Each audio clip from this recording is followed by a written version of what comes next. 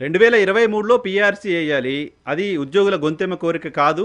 చట్ట ప్రకారం వాళ్ళకి ప్రతి 5 ఏళ్లకోసారి పీఆర్సీ వేయాలి. 23లో వేయాలి. ఇప్పుడు 26లో ఉన్నాం, మార్చి అయిపోతుంది. పీఆర్సీ కమిటీనే లేదు ఇప్పుడు ఆంధ్రప్రదేశ్ రాష్ట్రంలో.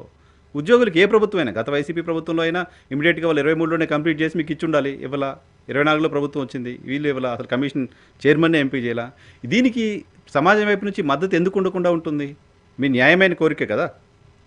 డిఏలు చట్టం రావాల్సిన డిఏలే, అది గొంతెమ్మ కోరిక ఇవ్వమని అడగట్లేదు. ఎస్ సార్ తప్పకుండా. గతంలో కూడా మేము చెలో విజయవాడ ఉద్యమం చేసినప్పుడు 2022లో ప్రజలే బయటకు వచ్చి మాకు మంచి నీళ్లు మజ్జిగ అందించిన చరిత్ర బిఆర్టీఎస్ రోడ్ లో. కాబట్టి మేము మర్చిపోం. ప్రజల బ్రహ్మాండం ఉంటుంది. మీరు చెప్పినట్లుగా ఎవరో పార్టీలకు అనుకూలంగా ఉండే వాళ్ళు, వాళ్ళకి వ్యతిరేక వాళ్ళ పార్టీ కానీ వాళ్ళు పెట్టే బ్యాచ్ తప్ప, పెయిడ్ బ్యాచ్ తప్ప ప్రజలు కాదు. ప్రజలకు అన్ని తెలుసు పాపం ఈ ఉద్యోగులకు ఎంత ఇబ్బంది జరుగుతుంది అనేది. రెండు, ఏదైతే 1/7/2023 నుంచి మాకు పిఆర్సీ రావాలన్నాం, మీరు చూడండి ఇప్పుడు మళ్ళీ 1/7/2028 పిఆర్సీ, కొత్త పిఆర్సీ మళ్ళీ వస్తుంది. ఇప్పుడు కనీసం కమిషన్ నియామకం లేదు. సో ఉద్యోగులు ఏం అభద్రత పడింది? అసలు ఈ ప్రభుత్వం మనకి పిఆర్సీ ఇస్తుందా లేదా? ఇలాగే తీసుకెళ్లిపోయి మళ్ళా 13వ పిఆర్సీ కలిపేసి ఒకేసారి చేసుకుందామని అంటదా అనేకంత అనుభవం మొదలుపోయింది. అలాగే ఏదైతే ఇప్పుడు తెలంగాణ ప్రభుత్వం చూడండి, పక్కనే తెలంగాణ ఉద్యోగులు మేము పోల్చుకుంటాం, విడిపోయిన రాష్ట్రాలు కాబట్టి. తెలంగాణ ఉద్యోగులు 1/10/2023 నుంచి 5% ఐఆర్ పొందుతా ఉన్నారు. 5% అయ్యారు. వాళ్ళేమో మాకన్నా 15 నుంచి 2,000 రూపాయలు అదనంగా ప్రతి సామాన్య ఉద్యోగికి అదనంగా మాకన్నా శాలరీ ఎక్కువ తీసుకుంటున్నారు.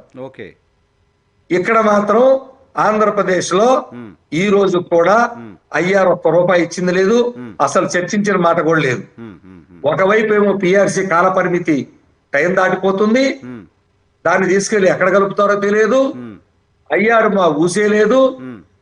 మరి ఇటువంటి నేపథ్యంలో ఉద్యోగులు ఎలా నచ్చుకో, ఒక పక్కేమో బకాయిలు లేవు, ఆ బకాయిలు మాట లేదు. మూడోది డిఏలు, 4 డిఏలు పెండింగ్.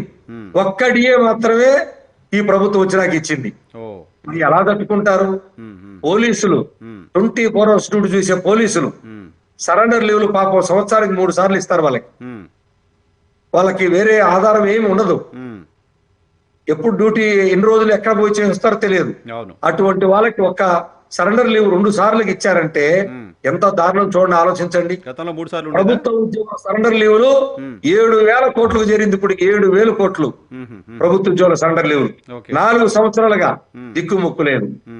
ఎలా సార్ ఇలా 1,000 కోట్లు పెరుగుతూ పోతే ఏం చేయగలుగుతారు? ఈ చెప్పండి రేపు పొద్దున. కాదు, ఏం చేయాలి? ఇప్పుడు మీరు సుదీర్ఘకాలంగా ఈ ఉద్యోగ సంఘ నాయకుడిగా కంటిన్యూ అవుతున్నారు. అనేక ప్రభుత్వాలను చూశారు. మీరు చంద్రబాబు నాయుడు గారిని అయితే చాలా సందర్భాల్లో చూశారు.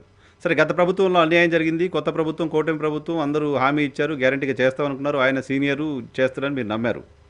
సో ఇప్పుడు 20 ఏళ్ళు గడుస్తోంది. సమీప భవిష్యత్తులో పీఆర్సీ చైర్మన్ వేస్తారనే నమ్మకం నాకు తెలిసి మీకు కూడా ఉన్నట్టు కనపడట్లా మీరు మాట్లాడుతున్న దాన్ని బట్టి చూస్తే. మీరు చంద్రబాబు నాయుడు గారిని కలిసిన రోజు సాయంత్రానికి జీవో రావాలి సార్ అన్నారు. కలిసి వచ్చి 5 నెలలు దాటింది. ఇంకో 5 నెలల తర్వాత కూడా వస్తుందా లేదా అనే పరిస్థితిలో ఇప్పుడు రాష్ట్రం ఉంది. అటువంటి పరిస్థితి ఉంది. ఏంటి సార్ మూడు ఏంటి? అసలు ఏంటి? ఏ రకంగా సాధించుకుంటారు మీ సమస్యని? ఏ రకంగా పరిష్కారం చేసుకుంటారు? తప్పకుండా సార్, మాకైతే గౌరవ ముఖ్యమంత్రి గారు నాకు వదిలిపెట్టండి, నేను చేస్తాను, నా మీద నమ్మకం ఉంచండి అన్నారు.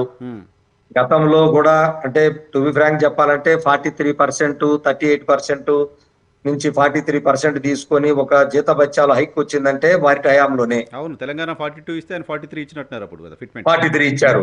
సో ఒక పర్సెంటేజ్ మాకు కృషి చేస్తారంటే ఇచ్చినటువంటి చరిత్ర ఉంది. అలాగే ఆర్థికేతర అంశాలన్నీ కూడా ఎప్పటికప్పుడు చాలా ఉంటాయి. ఏముంటాయి? సో అవి పరిష్కారం అవుతున్నాయి. చాలా అంశాలు సార్. ప్రమోషన్స్ ఇప్పుడు ఉదాహరణకు తీసుకోండి. ఆర్టీసీ ఉద్యోగులు 5,000 మందికి మొన్న గౌరవ ముఖ్యమంత్రి గారితో కూర్చున్నప్పుడు చర్చలో 5,000 మందికి ఒకేసారి పదోన్నతులు రావడం జరిగింది. వాళ్ళు ఆందోళనలో ఉన్నారు. వాళ్ళు ఏదో నోటీస్ ఇస్తున్నట్టున్నారు, సమ్మె నోటీసు. అవి వేరు సార్. బస్సుల కోసం, బస్సులు ఎలక్ట్రికల్ బస్సులు కొంటున్నారని, దానికి మమ్మల్ని వాడుకోండి అనే ఉద్దేశం, అది సపరేట్ ఇష్యూ. సో అట్లా ఆర్థికేతర అంశాలు దీర్ఘకాలికంగా కొన్ని సంవత్సరాలుగా పెండింగ్ ఉన్నటువంటి అంశాలు కూడా ఆర్థికేతరి అయినాయి. ఉమ్, కానీ ప్రతి ఉద్యోగి ఎదురు చూసేది కావాల్సింది ఆర్థిక అంశాలు కదా. కరెక్ట్. తను పూర్తిగా కోల్పోతున్నటువంటి అంశాలు కొన్ని కొంతకాలమే భరించగలడు, అవును. ఇక భరించలేని స్థితికి వచ్చేసారు ఉమ్, ఆల్రెడీ. ఉమ్, కాబట్టి గౌరవ ముఖ్యమంత్రి గారు, మేము మీ ద్వారా కూడా కోరేది ఏమంటే ఉమ్, మా పరిస్థితిని కూడా ఆలోచించండి. ఉమ్, నాయకుల పరిస్థితి చాలా దీనమైనటువంటి పరిస్థితి వస్తుంది. ఉమ్, మీరు ఎందుకు లీడర్షిప్ అని మాట్లాడుతున్నారు, ఉమ్. లేకపోతే ప్రభుత్వంతో కొల్లుడైపోతున్నారని మాట్లాడుతున్నారు. ఉంటదిగా మరి ఆ విమర్శ, మరి న్యాచురల్ గా వస్తుంది కదా విమర్శ. ఇటువంటి పరిస్థితుల్లో ఉమ్, గౌరవ ముఖ్యమంత్రి గారు ఉమ్, మరి ముందుకొచ్చి ఉమ్, మేము ఏదైతే మరి నమ్మకంతో ఉన్నామో, లేదు ఈ రాష్ట్రంలో ఉన్నటువంటి లక్షలాది ప్రభుత్వ ఉద్యోగులు కానీ ఉమ్, పెన్షనర్లు కానీ ఉమ్, ఒక నమ్మకంతో కూటమి ప్రభుత్వం తేవడంలో కీలక పాత్ర వహించారు. ఉమ్, మరి అటువంటి ఉద్యోగులకి ఉమ్, నష్టం వాటిల్లకుండా ఉమ్, ఈ 12వ పిఆర్సీ వెళ్ళి 13వ పిఆర్సీలు కలుపుతారేమో అని ఒక అభద్రతాభావం రాకముందే ఉమ్, పిఆర్సీ కమిషనర్ ని ఉమ్, తక్షణం నియమించి ఈ పండగలోపే, ఉమ్, ఈ 2 రోజులు 3 రోజులని, ఉమ్, ఏం పెద్ద పని కాదు అది, ఒక అధికారిని నియమించడం ఒక పేరు. అంతే కదా. ఎందుకు తాత్సారం చేస్తున్నారో అందరికి అనుమానాలు పెరిగిపోతున్నాయి. ఉమ్, అనుమానాలు పెరిగి ఉమ్, అది పెద్దదవ్వక ముందే ఉమ్, పిఆర్సీ కమిషన్ నియమించి ఉమ్, తక్షణం ఉద్యోగ సంఘాలకు పిలిపించి ఓకే. ఎంతో కొంత అయ్యారని ఉమ్, ఒక చర్చలు చేసి ఉమ్, ఇస్తుంటే మానిటరీ బెనిఫిట్ తను గత 3 ఏళ్లుగా కోల్పోయినటువంటి బెనిఫిట్ ని పొందగలుగుతాడు. ఓకే. లేని పక్షంలో ఉమ్, తీవ్రమైనటువంటి నష్టం జరుగుతుంది. తెలంగాణ ఉద్యోగులకు ఒక రకమైన న్యాయం, ఉమ్, ఇప్పటికే 3 ఏళ్ల నుంచి మేము తీవ్రంగా ఆర్థికంగా తెలంగాణ ఉద్యోగుల మాలకు 2,000 రూపాయల పైచిలకు జీతపత్యాల తేడా ఉంది. ఓకే. దయచేసి అర్థం చేసుకోండి. ఉమ్, పిఆర్సీ కమిషన్ నియమించండి. ఐఆర్ని తక్షణమే ప్రకటించకపోతే ఇంకా ఓపిక లేదు ఉద్యోగుల దగ్గర. వాళ్ళు సహనంగా ఓపికతో ఉన్నంతసేపు మేము వాళ్ళకి సపోర్ట్ చేస్తాం. కానీ వాళ్ళ నుంచి వ్యతిరేకత పెరిగినప్పుడు మేము అనివార్యంగా ఉద్యమ దిశగా వెళ్లాల్సి వస్తుంది. కానీ ఉద్యమ దిశగా వెళ్లే పరిస్థితి కల్పించరని మాకు గతంలో గౌరవ ముఖ్యమంత్రి గారి మీద చూశారు కాబట్టి, మాకు అనుభవం ఉంది కాబట్టి ఆ నమ్మకంతో మేమైతే ఉన్నాం.